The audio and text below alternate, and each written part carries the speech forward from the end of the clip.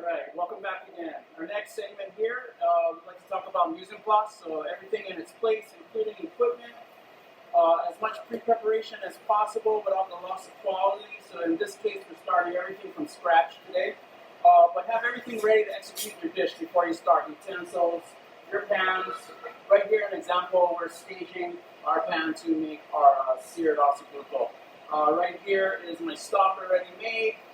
For my polenta, so I just add in my components, but also have everything separate so you don't cross-contaminate.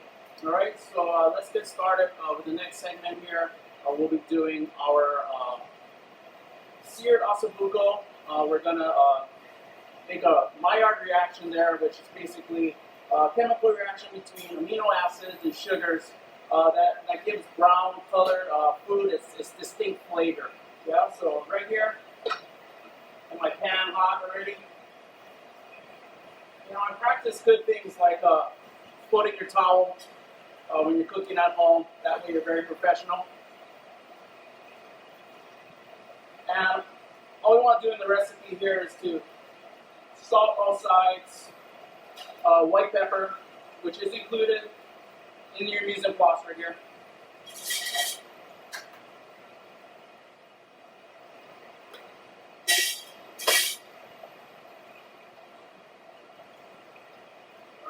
And then we're going to want a little bit of our oil. So right here, I'm giving you guys some oil. Should last about the next several weeks.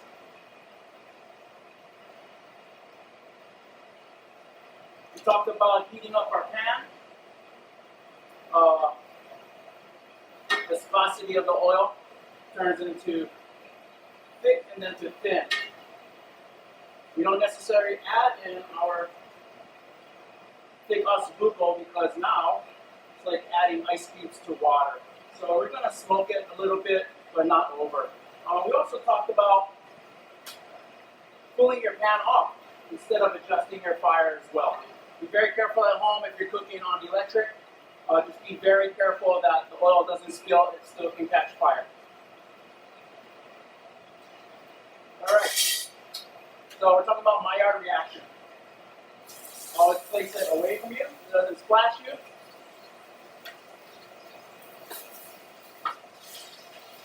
And we're just going to brown this osso bucco here.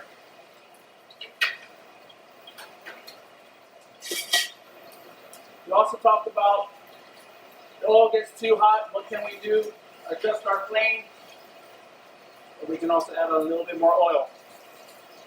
And this protein right here is actually going to soak up some oil, so you want to add in some.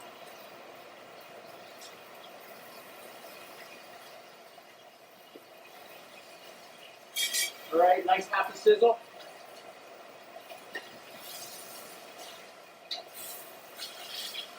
And you want to brown all sides. You can see here, you want to get a nice golden brown, just like that piece right there.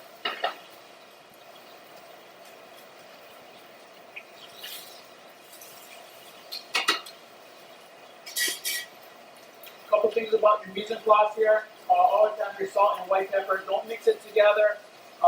When you're in the restaurant, someone may be allergic, and you already mixed it together as well. Keep your utensils separate in the kitchen, so someone can jump in and help you out. You know where all of your utensils are. And also, this is for our polenta, so I'm going to keep it separate from our raw meat.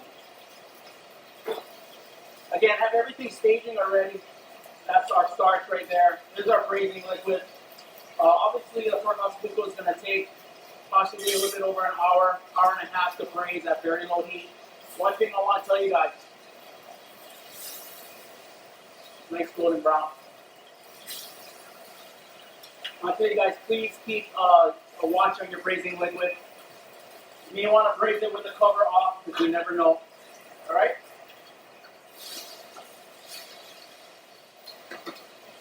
All right, so some chefs say that searing it locks in the juices. Some chefs say that it doesn't. Scientifically, it doesn't really lock in the juices. It just causes that Maillard reaction. So you want that browning and that caramelization and that distinct flavor of that protein. All right, now brown all sides.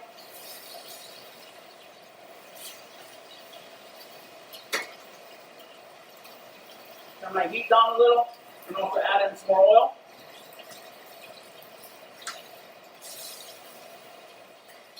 You can sear the bottom if you want. Be careful when it splashes. Alright, just be very careful at home when you're doing this. Pull this aside, turn my fire off. I'm actually going to add it into our soft mouth braise.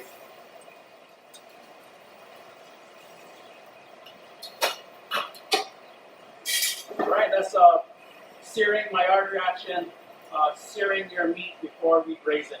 Thank you.